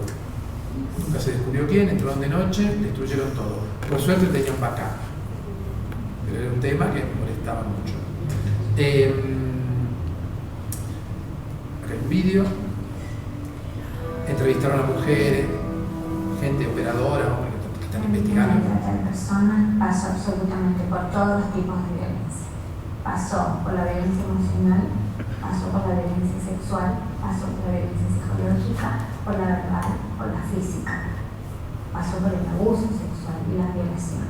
Hay que trabajar en la restitución de la autoestima de esa persona y volver a devolverle a la persona el valor de la vida. Y para esto necesitamos un equipo sí o sí interdisciplinario. Una trabajadora social o un trabajador social es el que va con gusto. ¿A qué? A conocer esta realidad. El psicólogo te tiene que gustar y entender cómo tenés que levantar de la nada a una persona que perdió toda su dignidad porque se la mataron. Un abogado tenés que tener, entonces, trabajador social, psicólogo, psicóloga y un abogado o abogada.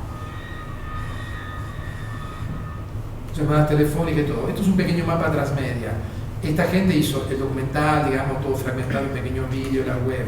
Sacaron cómics, que acá creo que tenemos algunos, sí, con historia de las mujeres. Hay otro vídeo con historia de las mujeres. Hicieron proyecciones públicas en la fachada de los edificios de la ciudad, con cañones, ¿no? Hicieron intervenciones urbanas. Creo que Fernando en la LAIF presentó algo de esto, si no me equivoco, puede ser, ¿no? De territorialidad y transmedia, ¿no? Bueno, después salieron cosas en el diario local de la capital del diario de Rosario, movisodios, episodios para móviles, etcétera, etcétera. O sea, este es un proyecto transmedia, estratégicamente pensado como transmedia. Está la parte de participación y el despliegue, digamos, mediático. El grupo de Rosario es muy activo, han ganado muchos premios, están haciendo cosas muy, muy interesantes, muy en sintonía con todos estos proyectos, digamos, de orden latinoamericano que venimos mencionando, ¿no? Y creo que esta estructura como transmedial periodística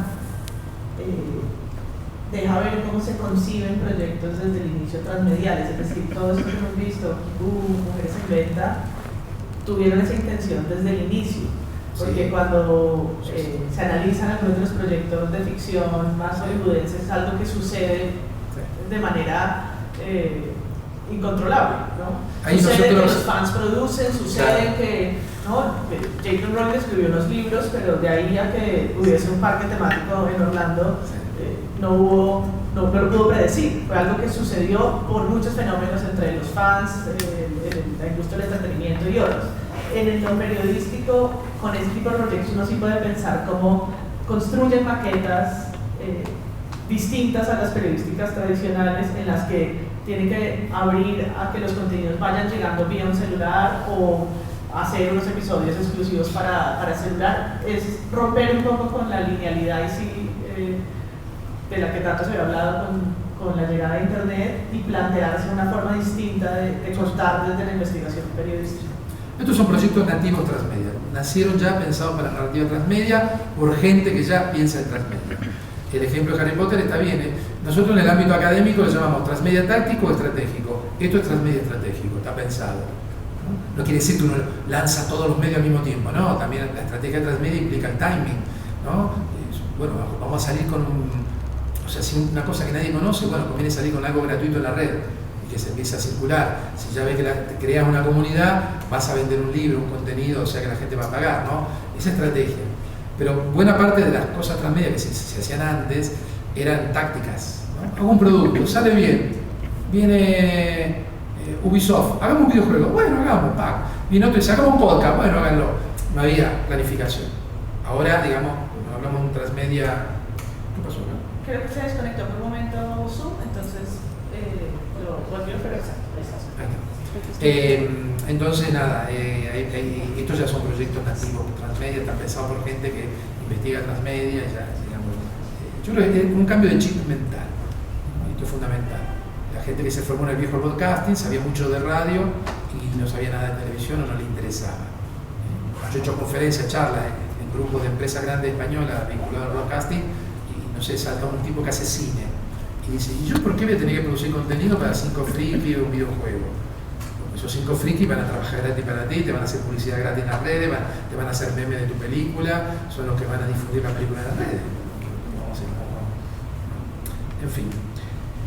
La otra posibilidad, que está en la palabra en el título, tenemos multimedia, transmedia y la idea de lo inmersivo.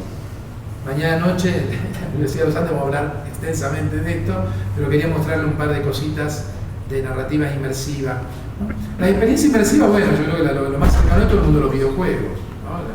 La primera experiencia inmersiva que hemos tenido, más allá del cine, la caverna mediática, bueno, pero el videojuego, ¿no? Esto es un juego de Gonzalo Frasca, salió en el 2002, después del ataque del 11S, cuando empieza la guerra, la cruzada contra el terrorismo, y George Bush empieza a bombardear Medio Oriente. Gonzalo Frasca, que es un creador de videojuegos, profesor, intelectual brillante, sacó un videojuego, empresa de videojuegos, tenía que ser una empresa de videojuegos, sacó un videojuego muy simple, muy retro. ¿Y en qué consiste el juego? El juego consiste en matar terroristas. Se llama 12 de septiembre.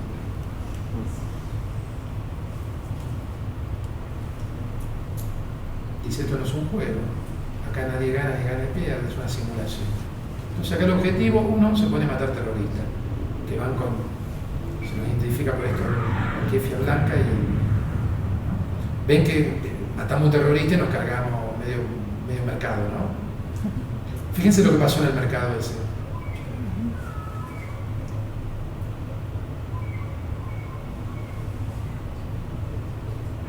¿Vieron lo que pasó?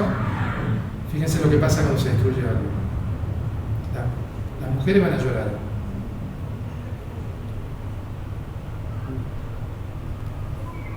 Fíjense lo que pasa, Claro. Al final de este juego está la ciudad destruida, son todos terroristas. Más bombardeamos, más terroristas generamos. Es un mensaje brutal. Y lo hermoso del videojuego es que te pone en el lugar de tomar la decisión. Te pone en el lugar de que la decisión es nuestra, apretar el botoncito y apuntar el misil al terrorista, ¿no? El arma inteligente. Es capacidad de inmersión, te pone en el lugar de, eso es el juego de simulación. Hay muchos juegos de simulación. Hay uno que te pone en el lugar de un pirata somalí secuestrando barcos, para entender cómo funciona la mente, el ecosistema, la economía del pirateo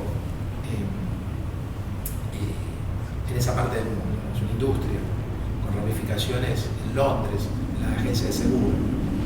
Y bueno, yo tengo acá varias cositas para mostrar de proyectos inmersivos, pero bueno. Quería hacerte una pregunta a propósito de este y de esos otros proyectos como Project Syria, que también lo ubican a uno en un bombardeo, incluso los de memoria y tráfico de mujeres y violencia obstétrica, porque siento que de alguna manera, sin caer en moralismo, son proyectos que tienen unos debates, o pueden tener unos debates éticos interesantes. ¿Por qué quiero llevar yo a una persona de una forma mucho más inmersiva, como lo dice esto, pero simulada, a revivir una escena o a, en este caso, matar terroristas, pero cuando tratamos de ver estas experiencias en los cascos, donde, ¿no?, corporalmente la reacción es distinta a la que uno tiene con una web? Totalmente. A una distancia, cuando uno está en el Oculus, pues uno escucha la bomba y si es 160 grados. Y si es un buen proyecto, pues uno llega a sentirlo de una manera además muy natural, muy corporal.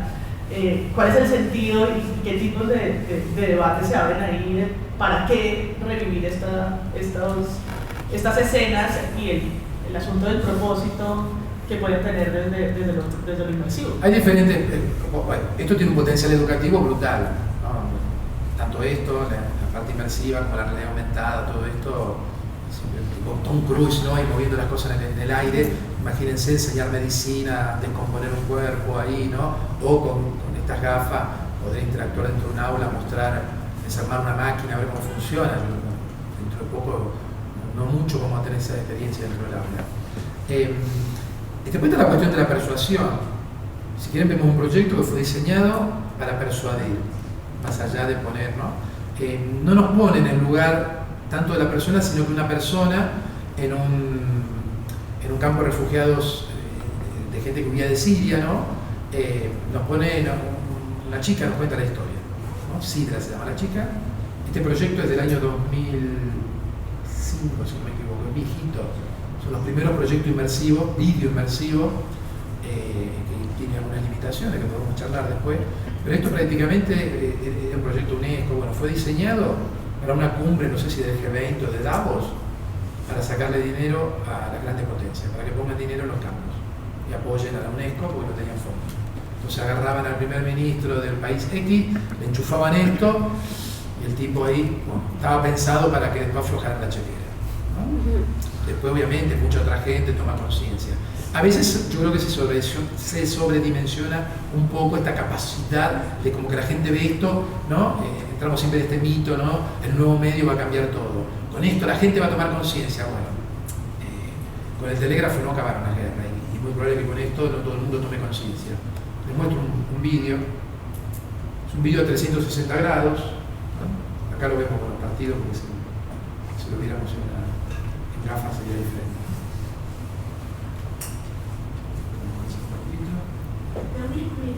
En primera persona, ¿no? La chica habla, Sidra nos va contando dónde vive. ¿Se puede subir? Acá está más. My name is Sidra. I am 12 years old. I am in the 5th grade. I am from Syria in the Dar'a province in Kherson. I have lived here in the Zaatari camp in Jordan. Nosotros nos movemos, mientras ella habla podemos girar, ver para arriba, ver la habitación. Nos presenta a la familia, después nos lleva al comedor. Estos son los primeros pasos de este tipo de experiencia inmersiva. Piensen que esto es como las primeras películas del hermano Lumière. Tenemos la tecnología y estamos aprendiendo cuál es el lenguaje. Yo esto lo vi, hay gente que, bueno, esto tiene más de 10, 15 años casi, más de 15. Hay gente que está muy entusiasmada. Yo lo veo ahora y lo veo de una perspectiva semiótica y hay una escena más adelante, a ver si la podemos ver.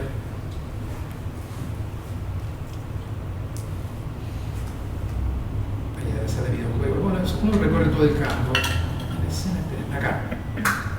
Entramos en el campo, ¿no? Justo venía ahí. It looks clean and without clips.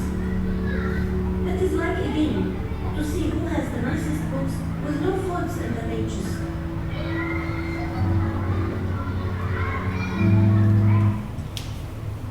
A mí algunas cosas me crujieron de esto, ¿no? Primero, posición del enunciador. ¿dónde está puesto el ojo de la cámara? ¿Está a la altura de la chica o está a la altura de un adulto? La cosa ahí, la pobrecita está allá abajo. ¿Qué es esto? Para mí esto es una persona de Occidente que entra en el campo de refugiados y va mirando ahí como podría andar caminando por las calles de París. Claro, yo digo, queremos impresionar a la gente, pongamos la cámara en la subjetiva de esta chica, que son los videojuegos, los shooters, ¿no? La adrenalina es esa. Pero bueno, tampoco me voy a poner quisquilloso, ¿eh? Pero yo creo que nos queda esta sensación de la chica hablando de un adulto, que a lo mejor el objetivo era ese, ¿no? Tocar al adulto primer ministro o primera ministra que aflojara la chequera después, ¿no? Pero bueno, esto es un ejemplo de las cosas que se están haciendo, ¿no? Repito, a veces se sobredimensiona un poco esto. Pero bueno, hay experiencias narrativas muy sutiles, si quieren, podemos ver algunas más, no sé.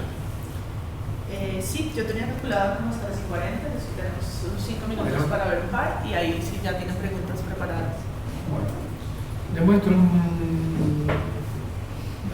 veamos dos proyectos. ¿Vieron la película Green Book? Bueno, el Green Book existía, bueno, esto se llama Traveling with the Black, ¿no? Way Black. Es un documental inmersivo que habla de la situación de los afroamericanos en Estados Unidos, las represiones, bastonazos varios, limitaciones que tenían. ¿Cómo está armado esto? Es un vídeo inmersivo. En una parte uno va en un autobús viajando ahí, ¿no? Y después nos lleva a un bar. Es un bar que existe realmente en la ciudad de Washington. Históricamente fue un bar de afroamericanos. Entonces nosotros estamos sentados en estas mesas típicas de los bares. Acá hay una pared con un espejo. Ya me dirán ustedes cómo soluciona esto, que uno se mira y está en un espejo. Y a lo largo del vídeo vienen diferentes personas y se sientan a la mesa y cuentan su historia. Es un vídeo inmersivo, uno puede mirar mientras la persona habla, uno puede mirar para otro lado. Y el bar no es siempre el de ahora. En un momento el bar es el de los años 50, después más adelante.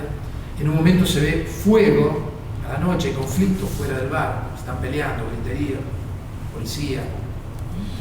Y bueno, te meten en el storytelling de diferentes generaciones de afroamericanos y lo que es el afroamericano de Estados Unidos, ¿no? Vamos a ver un vídeo, ¿no? Estos vídeos, claro, no es lo mismo meterse esto y estar ahí dentro, ¿no?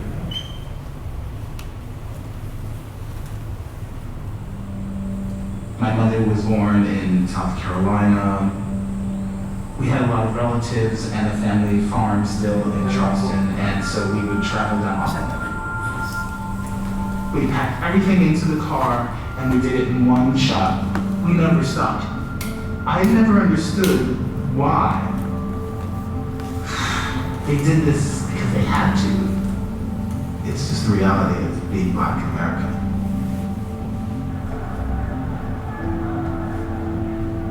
Up until the passage of the Civil Rights Act, you couldn't eat in restaurants, you couldn't stay in hotels if you were Black. The Green Book was a much-needed guidebook for African Americans. By knowing who was friendly and where you could stay, you could actually travel through an America that was pretty hostile to you. The Green Book served as a way of bringing Black people together as a community. And what Ben's Chili Bowl represented to me was that community and safe space. With my VR film, Traveling While Black, I wanted to connect the past that had been forgotten to the present. In VR, the level of connection that you have to a story can be profound. It's real and it's tangible. You are forced to a place of deep empathy, or you're forced to confront the pain of what you've been living. There's something about not being able to escape it. I wasn't finished raising him, you know, I wasn't finished nourishing him. You are forced to think about other people in a way that 2D film can't accomplish. The viewers walk away wanting to do something. They want action. Yo esto lo vi, uno podría ponérselo sentado y da bien la situación real porque uno está en la mesa del bar sentado, ¿no? Me encantó el storytelling, la calidad de la inmersión, brutal todo. ¿Qué pasa? Cuando uno juega videojuegos, uno está sentado. Pero en el videojuego vas corriendo, saltando, tirando desde acá para allá, ¿no? En cierto tipo de juego. A pesar de que uno está sentado, hay una sensación adrenalínica de movimiento brutal. Acá a mí me daban ganas de pararme y explorar el bar. Pero el punto es fijo. Hay otras producciones donde uno puede moverse. En este caso no. En un punto fijo, uno está ahí y escucha. Pero a mí me venían ganas de salir a la calle, de ver el bar para atrás, meterme atrás a la barra, tomar una cerveza, eso, ¿no? O sea que ahí hay que ver todavía. Porque fíjense, el videojuego es totalmente pasivo, está sentado. Aunque sea en la pantalla normal, pero la sensación de movimiento, de ir saltando es brutal. Vamos a ver otro storytelling. El último. El último. Wow. Esto es increíble. Es un proyecto que se va expandiendo. Queer Skins. Y cada año van sacando algo nuevo y cada año mejora la tecnología. Y cada vez más sofisticado. El storytelling, le voy a presentar un par de situaciones, ¿no? Esta quizás no está tan bien resuelta como el otro a nivel tecnológico, ¿no? Bueno, la historia es muy simple, es un caso real. Es un chico que muere de SIDA, a principios de los 90, si no me equivoco. Y la familia era hiper religiosa, cuáquero, estadounidense. La madre, más o menos podemos decir que lo perdona al hijo, y el padre no. Y en esta producción, nosotros estamos sentados en el asiento de atrás del coche, están yendo al cementerio y van discutiendo el padre y la madre. Y al lado nuestro hay una caja con objetos de este chico y los podemos ir sacando, libros, juguetes, y podemos ojear y interactuar con los objetos mientras escuchamos el diálogo entre el padre y la madre. Es un guión brutal. A mí me hizo acordar, ¿se acuerdan la película de los 3 carteles? Que ganó el Oscar, de la chica que la habían violado, sí, ¿no? De la mujer que pone los carteles. Bueno, este caso, esto de complejo de culpa del padre o de la madre por el tema de la muerte de la hija, bueno, me hizo acordar mucho esos diálogos estremecedores. Y esto de ir atrás en el asiento, escuchando esto, ¿no? Era una cosa increíble. Tenemos el diario, juguetes, y llegamos al cementerio, ¿no? El storytelling es brutal. La resolución técnica, quizá, bueno, esto va avanzando cada semana, ¿no? Pero hay un trabajo de storytelling, de guión, de construcción inmersivo brutal. ¿Qué pasa? Llegan al cementerio. Yo me quería bajar del coche y explorar el cementerio, me gustaría ver la tumba. ¿No? Venimos de este chip del videojuego, de moverse. Porque acá hay que terminar de fundir esta cosa, ¿no? Este mundo narrativo sigue. Otros años después han hecho esto es más un flashback, es la historia del chico con su pareja, y van a ver la calidad de esto ya. Estamos en la playa con estos dos, pero con una solución estética sumamente sofisticada. I hear the name, but do not capture myself with it. Is that blood or chocolate? Alex asked. Blood or chocolate? Those were the first words Alex ever spoke to me. Is it my birthday? Alex, it's our anniversary. Ven que la solución estética, gráfica, ya, ¿no? Esto va avanzando muy rápido, ¿no? Cada nuevo componente de esto, ¿no? va a tener soluciones cada vez más sofisticadas a nivel tecnológico y gráfico.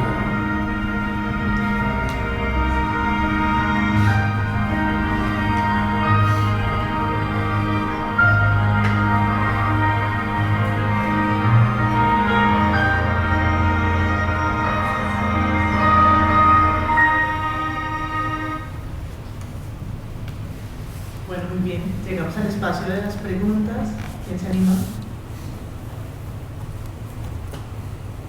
Excelente, muchas gracias. Un asunto que me parece interesante tanto para el transmedia como para la evolución media es el tema de la censura. Entonces, cómo los nuevos formatos y cómo la disponibilidad de varios formatos ayuden a combatir la censura y hasta qué punto está usando transmedia como una herramienta para combatir la censura. A ver, mientras más texto, o sea, en la lógica comercial de narrativa transmedia, ¿qué se dice? Esto lo dice Henry Jenkins. Yo tengo un mundo narrativo transmedia, desde un punto de vista comercial, claro, tengo diferentes puertas de entrada. Hay gente que entrará al mundo de Batman por el cómic, y otro entrará por la película y otro por el videojuego. Una vez adentro, uno compra todo el paquete, ¿no? Si te gusta. Claro, la posibilidad de una narrativa transmedia es llegar a diferentes públicos, ¿no? Algunos que tengan móvil, al que no tiene móvil, le llega por la radio, ¿no? Claro, el tema de la censura, yo creo que es más difícil censurar algo. Y más si uno tiene un despliegue mediático, ¿qué va a hacer? ¿Va a cerrar la radio, televisión, el móvil? Es muy difícil. Yo creo que, más que censurar hoy, la forma de operar, el que quiera hacer daño, ¿no? Es sobrecargar de información, generar fake news. Generar fake news. Porque hoy nos enteramos de todo lo que pasa en el mundo, pero la forma de destruir eso, de que nos enteramos, es pudrirnos con otra información, ¿no? Y yo creo que la censura, acá habría que reflexionar sobre esto, pero no sé si tiene sentido la censura hoy, no hace falta censura, es anticensura, es sobrecargarte de información, de versiones, ¿no? Y en un contexto así ya la gente pierde, no le crea a nadie. Yo creo que hoy, desde la perspectiva así de contrainformación, más que censurar, la solución es llenar la esfera mediática de contenido contradictorio, generar confusión. Sí, casi que la desinformación es una forma de censura. Bueno, otra forma, claro, en vez de restringir la circulación, que es lo que se hace históricamente, ¿no? Golpe militar, no, prohibimos, todo lo que eso ve de otra forma. Quizás el concepto de censura era más relevante en la época del broadcasting. Totalmente. Había un golpe militar que hacían, ponían una tanqueta en el canal de televisión y la radio, y ya está. Tenía el control del país. Yo quería saber, hablar de la metáfora de la biología y la pandemia, por ejemplo, y lo viral, que Jorge Carrión también lo aborda en su libro. Yo quería saber si tú identificas como alguna consecuencia o alguna tendencia de ese tiempo en el que lo digital y la pantalla fue tan clave en estas creaciones, si se puede visualizar alguna o especular también sobre alguna cosa ahí sobre la influencia de ese tema. Sí, yo siempre digo, la pandemia fue un curso acelerado, mundial, gratuito, un MOOC, ¿no? Gratuito mundial, fue un curso de teoría evolutiva, todo el mundo aprendió lo que es una variación, una mutación, no sé, lo viral, ¿no? Y es un curso acelerado de teoría de la complejidad, ¿no? Y teoría del caos. Teoría del caos, sabíamos, no, el aleteo de la mariposa en China genera un huracán en Florida. El aleteo de un virus en Wuhan generó una crisis mundial, ¿no? Yo creo que estas cosas ahora la gente empieza a tomar conciencia de eso y esperemos que lo aprendamos todo. A nivel de contenido, claro, y podemos volver a lo que dije antes de la plataforma, esta visión maquiavélica de la plataforma. Si no hubiera habido plataforma, no sé cómo hubiéramos sobrevivido al encierro. Gracias a plataformas de las grandes corporaciones que trafican con nuestros datos, gracias a esa plataforma podemos seguir enseñando, gracias a la plataforma podemos seguir teniendo vida social, podemos seguir trabajando, ¿no? O sea que siempre esta doble dimensión, sin bajar la mirada crítica, ¿no? A mí no me cae para nada simpático Mark Zuckerberg, pero también reconozcamos que si no hubiera habido todo el espacio hubiera sido mucho más difícil sobrevivir en un aislamiento terrible, ¿no? Aparecieron nuevos formatos, nuevas apropiaciones de la tecnología. En Argentina se descubrió el WhatsApp como instrumento para enseñar, porque la infraestructura de intranet de las universidades y todo eso era muy mala, y no todos los chicos y las chicas tenían conectividad en su casa o computadora para conectarse. Entonces, bueno, WhatsApp nos reapropiamos, una cosa muy estudiada por la comunicología latinoamericana, Jesús Martín Alvero, Néstor García Canclini, ¿no? Como nos reapropiamos de las tecnologías. Seguramente el momento pandémico había muchas buenas intenciones, se hablaba del fin del capitalismo, de que de acá íbamos a salir todos conscientes de nuestro rol en el planeta, y bueno, vemos que Barcelona está reventada de turistas de nuevo, o sea, hay algo del mundo digamos, hay cosas nuevas en el mundo post-pandémico, y hay mucho, lamentablemente, quizás cosas feas que uno pensaba que no iban a continuar, que continúan, ¿no? Pero bueno, fue Esto lo decía Barico también en una charla en Barcelona online, esto es como una luz amarilla, un semáforo. Él lo veía así. Al principio, fue una de las primeras conferencias apenas empezó la pandemia. Y yo creo que es una buena metáfora, ¿no? Me llama la atención de ciertas cosas que si no cambiamos va a haber luz roja y nos vamos a dar la cabeza contra la pared. Aparecieron formatos nuevos, hubo mucha actividad online, se aceleró quizás cierto alfabetismo digital, mucha gente se vio forzada a aprender. En mi universidad había gente de administración que no sabía lo que era un Dropbox o el Google Drive, que no les servía. Pero bueno, tratemos de rescatar las cosas buenas que hubo en la pandemia y lo que se aprendió ahí y ver de continuarlo, expandirlo. En el ámbito universitario, que cuando uno se mueve, ya que por ejemplo, en mi universidad se habla de educación híbrida, ¿no? Yo ahora, estoy tutorizando un proyecto final de grado de un grupo de 3 estudiantes. Le dije, miren, para mí, digo, primera reunión hagamos la presencial, después vemos, sí, genial, primera presencial y después vamos viendo, algunas veces por motivo de, o ya están trabajando, o están terminando las clases, dice, algunas reuniones las haremos online, o sea, pero de una manera natural. No, vamos a hacer 50% de las reuniones online y las otras son presenciales, no, iremos bien.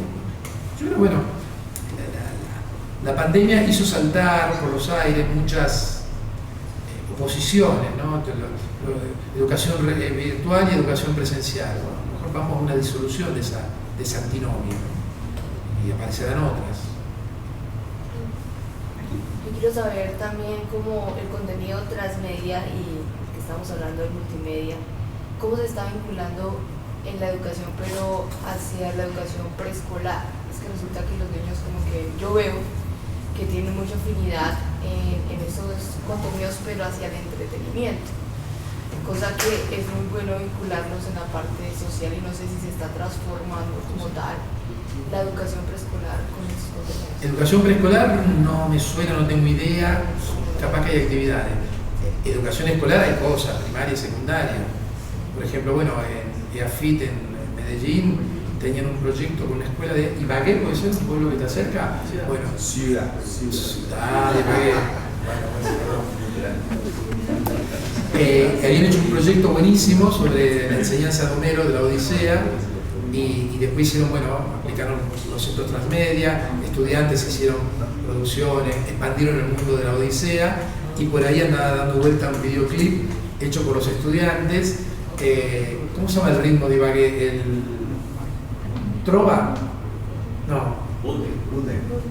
No, otro. ¿No es la trova? Bueno, hicieron una versión de Homero, en versión trova bailable, chiqui, muy bonita, ¿no? Y bueno, era la idea de aplicar narrativa transmedia, el Media Lab de AFID aplicaba la narrativa transmedia a la educación. Y eso está pasando en muchos lugares, México, en Lugo, que en nuestra universidad yo le dirigí la primera tesis sobre educación transmedia, por ejemplo en castellano, y están aplicando cosas. ¿Y cómo sería la educación transmedia? Bueno, ¿qué es la narrativa transmedia? La historia se cuenta en muchos medios y plataformas y la gente participa. El User Generated Content, ¿no? ¿Cómo podemos llevar eso a la educación? Y nuestra educación ha sido tradicionalmente monomediática, era todo el libro. Tienes que leer este capítulo, ¿no? Para la próxima clase, después de tomar un examen, me tienen que decir lo mismo que está en el libro. Eso fue cambiando. Tenemos vídeos, tenemos videojuegos, poco a poco se ha ido esa parte, el relato educativo se ha ido, hemos ido más allá del libro, ¿no? Pero está el otro tema, contenido generado por usuario. ¿Y por qué no pasamos del User Generated Content al Student Generated Content? Que se pongan a trabajar, que hagan expansiones, que hagan parodias, ¿no? Noemí Lugo Rodríguez de Querétaro, del TEC, que ella vino a nuestra universidad con la beca 3 años, ella estuvo trabajando en un grupo de estudiantes secundarios en el Quijote. ¿Y cómo aprendieron el Quijote? Le dijeron, tienen que leer un capítulo para la semana que viene. No, vamos a hacer expansiones transmedia del Quijote. Para hacer eso hay que leer el Quijote, o por lo menos enterarse de ciertos capítulos, ¿no? Y empezaron a hacer parodia del Quijote, hicieron cosplay, etcétera, etcétera, ¿no? O sea que esa sería un poco la idea. Si uno aplica el modelo transmedia dentro del aula, sería ya no hacerlo todo librocéntrico, sino trabajar con diferentes medios, soportes, mediatizaciones y también valorar la producción de contenido por parte de estudiantes. Y por qué no, algunas de esas cosas puedan ser aprovechadas por estudiantes de los próximos cursos. Iría por ahí. Hay experiencias. Preescolar es más complicado, no me suena, pero capaz que hay algo. A nivel escolar, sí, hay gente como Marcela Fritzler, que está en Israel, que está aplicando narrativa transmedia a la enseñanza del castellano como segundo idioma. Esa empieza a haber experiencia por todos lados, en Argentina, bueno, María Ferrarelli, un montón de proyectos, hay mucho. Actualmente se están estudiando las repercusiones de las redes sociales en los ciclos de dopamina de las personas y se están correlacionando un montón con déficit de atención y hasta depresión. ¿Se sabe si esto tiene también un lado oscuro? ¿Se estará estudiando? ¿Qué se piensa por ahí? Hay demasiadas correlaciones para un mundo tan complejo. Hay de todo. Esto es como el tema de la polarización. Hay estudios empíricos que te demuestran que las redes sociales son la culpa de la polarización, y hay estudios empíricos muy serios que te demuestran que las redes sociales, la polarización ya existía antes y está fuera de las redes las pueden acelerar un poco o visualizar, pero bueno. Hay mucho planteo dentro de este marco apocalíptico, hay mucho planteo la neurociencia de estas cuestiones. Yo viendo la experiencia, lo que pasó con la televisión, lo que está pasando, incluso lo que ha pasado más o menos con los videojuegos, evidentemente hay cambios cognitivos, sí, ya lo decía McLuhan, los medios nos transforman. McLuhan lo decía de manera especulativa sin ser experto en neurociencia. Nosotros creamos tecnología, los medios nos transforman. Hoy podemos investigar eso. Shoshana Zuboff dedica buena parte de su tocho de 600 páginas a hablar de, que es la parte menos interesante del libro, a hablar de justamente estas investigaciones neoconductistas, de cómo la gestualidad, las redes sociales, ¿no? TikTok imita la máquina tragaperras de Las Vegas. No niego que exista esa dimensión, pero pensar que esto es un proceso irreversible de estupidización del ser humano. Habrá casos patológicos de adicciones que hay que tratar y está bien que se traten y que el Estado se preocupe, totalmente de acuerdo. Pero pensar que hay una epidemia masiva de síndrome de hiperactividad. Cuando yo vivo en Cataluña, un tiempo, hace unos años, que parecía que todos los chicos estaban todos hiperactivos. ¿No? Epidemia de hiperactividad. ¿Y cómo es el protocolo? El chico en clase no atiende, la chica está todo el día ahí, no pestañea y no se la puede contener en el aula porque se mueve mucho. El psicólogo o la psicóloga viene, saca un test y dice, ¿pestañea? ¿Se mueve en el aula? Sí. ¿Habla mucho? Sí. Si eran 5 de 10, hiperactividad. ¿Qué hacemos? Ritalina, lo drogamos. Esto lo contaba Josep Rousain, que es un psicoanalista, psicólogo brillante de Barcelona, decía, claro, como que acá la familia tiene un problema, la escuela tiene un problema. No contenemos a los chicos y las chicas dentro del aula. ¿Qué hacemos? Los dopamos para que estén tranquilos. Está tranquila la familia, ahora no se mueve tanto, no se queja tanto de la escuela. El profe, la profe está tranquila también, contiene la clase. Y lo que decía el Josep Rousain es interesantísimo, dice, esto es sociedades capitalistas avanzadas. La sociedad te acelera demasiado, pero una institución, una interfaz educativa que da en el siglo XVIII, que es la escuela, todos sentaditos escuchando ahí con la campana. O sea, la sociedad te acelera y después te mete 5, 6, 7, 8 horas por día en un entorno en cámara lenta. Y lógico, los chicos se mueven. ¿Qué queremos? ¿Que horas sentado ahí? A lo mejor antes eso funcionaba. Entonces, claro, se generan desfases y la solución es química. La tercera pata son los laboratorios. Te modifican el MA5, se llama, ¿no? El 7 se llama el índice de enfermedades mentales. Ahora metieron la adicción a videojuegos. Hubo grandes debates. Gente del mundo de los videojuegos presentó informes, Henry Jenkins, todo, en pelota. Hay adicción a videojuegos, entonces ya va a salir el protocolo, ¿no? Y la fórmula química para desintoxicarte de los videojuegos. Claro, hay 3.000 millones de personas que juegan videojuegos en el planeta. Habrá un puñado que están realmente adictos y que a lo mejor uno de esos millones un día puede salir con una pistola, una ametralladora a la calle. Pero de ahí hacer correlaciones es medio complicado. Pero hay un interés del aparato de control, llamémoslo así, Foucaultiano, hay un interés de los laboratorios, del establishment, incluso universitario, te diría, por encontrar nuevas enfermedades, nuevos diablos para investigar también.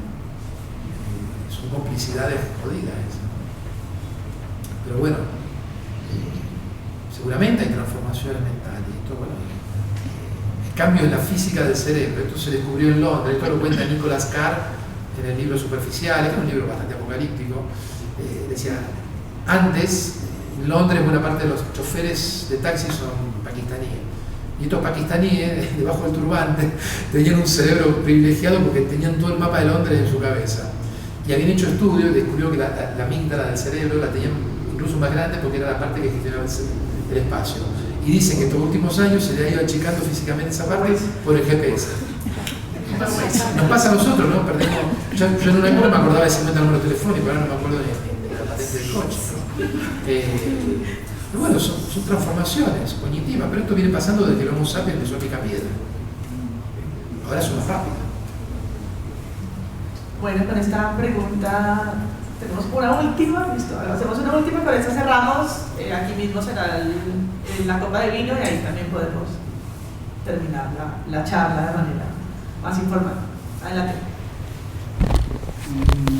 Hay un tema, hay dos términos, digamos así, Internet de las cosas o virtualización, porque ahora ponías un ejemplo muy interesante con uno de los proyectos como el Medellín, y es ver un tema que digamos quedan unas preguntas ahí por hacer. Vaya, el software sí, pero si hablas de software libre te sataniza. Entonces, ¿cuál software? Si tenés un ejemplo por un barrio, 70 cámaras de seguridad, pero es el barrio con más índices de robo de motos, pero también más índices de comparendos por fotomulta. Entonces, ¿para qué esas cámaras? Si es para seguridad o si es para negocio. Entonces, es un tema, y un último comentario como para redondear. ¿Por qué la sede de Bancolombia en la ciudad o el distrito digital saca todos sus sistemas para la India? ¿Qué se hace ahí? Estamos rodeados de tecnologías. Detrás de esas tecnologías hay grandes intereses económicos, corporativos y políticos. Tecnología de control, totalmente. Se está llenando la ciudad no solo de cámaras, sensores de todo tipo. Por ejemplo, bueno, Huawei y otras empresas están trabajando el concepto de Digital Twin, gemelo digital. Por ejemplo, ya en el Mobile World Congress de Barcelona, antes de la pandemia, en 2019, Huawei, pero otras empresas también, no solo los chinos se ocupan de esto, presentó un sistema que era una pantalla así gigante, como de 8 metros de largo, que era la ciudad. Era una ciudad china, representada ahí, ¿no?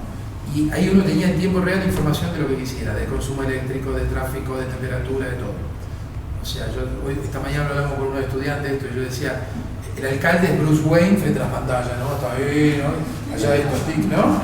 ¿Qué pasa? Claro, hay control político, si alguien se escapa lo agarran rápido, hay control, eso permite ahorrar energía, toda esa data permite mejorar el tráfico también, aunque no parezca.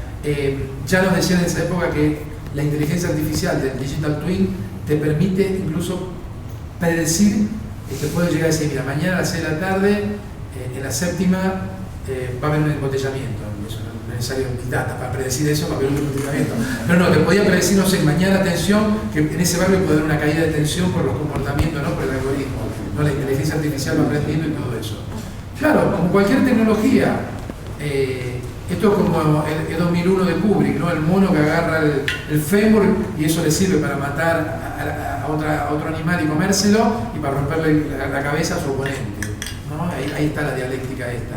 O sea, todos estos sensores, el hipercontrol tiene una dimensión Foucaultiana disciplinaria, evidente, y por eso hay intereses políticos y económicos detrás de eso, pero también, por ejemplo, esto lo dice Benjamin Bratton, ¿no? Si hoy hablamos de cambio climático, es porque hay data, hay sensores en todo el planeta y hay máquinas de simulación y hay mecanismos de visualización de información.